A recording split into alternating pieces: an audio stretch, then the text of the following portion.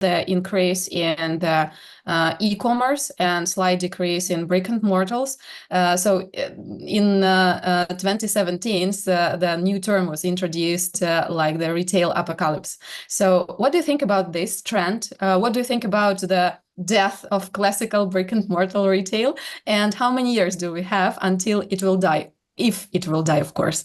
I think retail apocalypse was a mechanism by which to grab headlines and make everybody crazy, which is not to say we haven't experienced an enormous amount of change.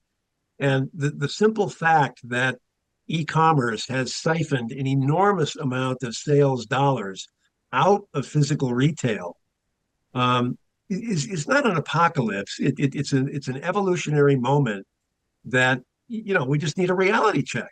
Okay, I'm not going to get the same sales per square foot per store that I used to. And oh, by the way, in some markets that means some stores are going to close. That's just the hard realities of the math of the business right now. But at the same time, I think there's this pretty huge recognition that physical retail is where the customer really develops their bond with any given brand or retailer. It's what makes it real. And it's physical retail that gives the customer the confidence to go shop and buy online. So, once I develop a favorite retailer or a favorite brand, and I really know the product and the quality and the fit and the value, well, my comfort level for then buying online is huge. And therefore, I don't return a whole lot.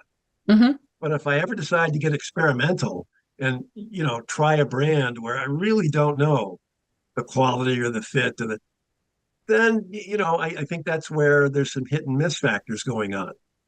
That's not an apocalypse. That's a simple evolutionary moment in the business. It's just that moment is going to last for several years. And I don't know where the pendulum will come to rest on what percentage physical versus what percentage e-commerce. And I don't think that number is even important. I think that, right now, I think most people think that physical retail is essential to, again, giving people the confidence to shop online. So it's a question of the brand of the retailer executing, with that whole kind of unified commerce, if I can use that term, as their operating model. It's not one versus the other. It's all of the above, but it's not an apocalypse.